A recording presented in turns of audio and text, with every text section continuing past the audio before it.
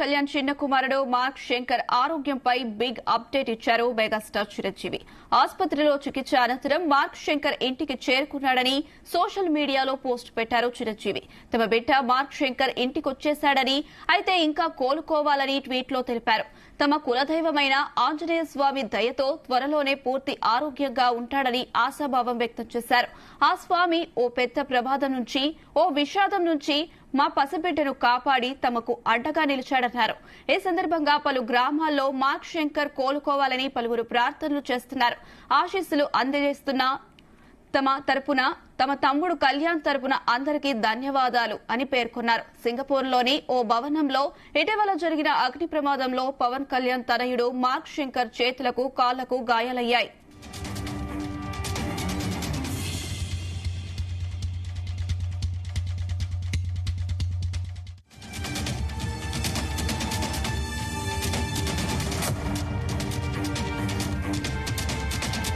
ఇదే అంశానికి సంబంధించి మరిన్ని అప్డేట్స్ మా ఫిలిం కరెస్పాండెంట్ వినోద్ అందిస్తారు. Vinod. Anusha, AP deputy CM Pawan Kalyan కుమారుడు మార్క్ శంకర్ ఆరోగ్య పరిస్థితిపై హెల్త్ అప్డేట్ కోసం అయితే రెండు తెలుగు రాష్ట్రాల్లో చాలా మంది ఎదురు చూస్తున్నారు. అయితే మార్క్ శంకర్ ప్రస్తుత ఆరోగ్య పరిస్థితిపై మెగాస్టార్ చిరంజీవి కూడా కొన్ని వివరాలను తెలియజేస్తూ సోషల్ మీడియా వేదికగా తెలియజేశారు. 2 రోజుల కిందట సింగపూర్ లో మార్క్ శంకర్ ఉన్న పాఠశాలలో అగ్ని ప్రమాదం చోటు చేసుకోవడం, అక్కడ మార్క్ శంకర్ కు తీవ్ర గాయాలు కావడం మనందరికి తెలిసిన విషయమే. అయితే ఈ క్రమంలో ఇటు జనసేన శ్రేణులు అలాగే మెగా అభిమానులు కూడా గత 2 రోజులుగా అయితే పెద్ద ఎత్తున పూజలు చేయడం జరిగింది. అలాగే అయితే గాయపడిన శంకర్ అప్పటి నుంచి ఇప్పటి వరకు అసలు తనకి ఏంటి హెల్త్ అప్డేట్స్ ఏంటి, హెల్త్ బులెటిన్ కూడా రిలీజ్ చేయట్లేదు. అసలు అక్కడ ఏం జరుగుతుంది సింగపూర్ లో, అసలు తను ఎప్పుడు డిశ్చార్జ్ అవుతాడు, అసలు ట్రీట్మెంట్ అప్డేట్స్ ఏంటి అనే క్లారిటీ అయితే లేదు. సో మొత్తానికి మెగాస్టార్ చిరంజీవి కొద్దిసేపటి కిందటే తన సోషల్ మీడియా వేదికగా అయితే స్పందించాడు.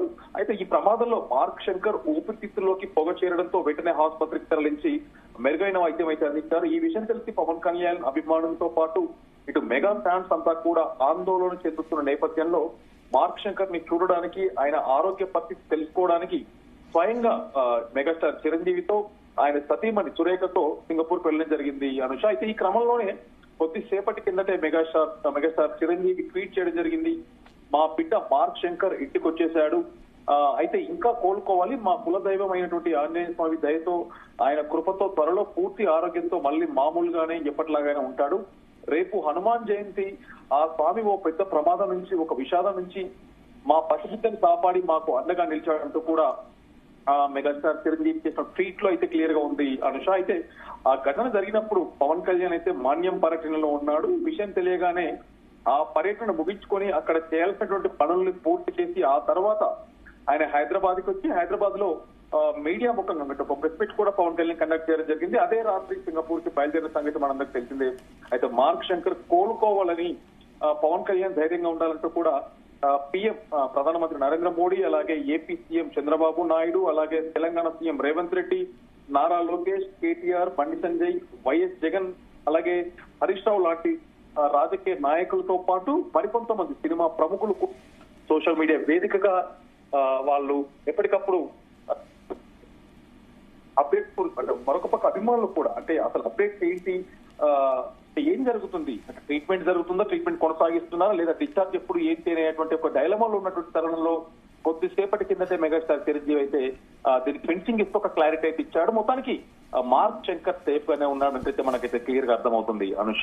అయితే వినోద్, మార్క్ శంకర్ ని అంటే ఇండియాకి తీసుకొచ్చే అవకాశం ఉందా, లేదంటే సింగపూర్ లోనే వచ్చే అవకాశం ఉందంట? ప్రస్తుతానికి అయితే ఇవాళ డిశ్చార్జ్ అయ్యాడు కాబట్టి ఇంకా కోలుకోవడానికి దాదాపు ఒక 4-5 రోజులు, అంటే ఆసుపత్రి నుంచి మేజర్ ఇష్యూ నుంచి అయితే బయటపడడం జరిగింది కాబట్టి సో తన ఇంట్లో బెడ్ రెస్ట్, అంటే డెఫినెట్ గా సింగపూర్ లోనే దాదాపు ఇంకొక 1-10 రోజులు ఉండాల్సిన అవసరం అయితే ఉంది. సో దాని తర్వాత తన కండిషన్ బట్టి, అలాగే పవన్ కళ్యాణ్ స్కెడ్యూల్స్ బట్టి సో వీటన్ని దృష్టిలో పెట్టుకుని డెఫినెట్ గా ఇండియాకి తీసుకొచ్చే అవకాశం ఉందంటైతే మనకి స్పష్టంగా అర్థమవుతుంది. ఏది ఏమైనా ఒక 1-10 రోజులు గడిస్తే తప్ప పవన్ కళ్యాణ్ తో పాటు తను కూడా ఇక్కడికి వస్తాడా ఏంటి అనేది తెలుస్తుంది. Right Vinod, thank you.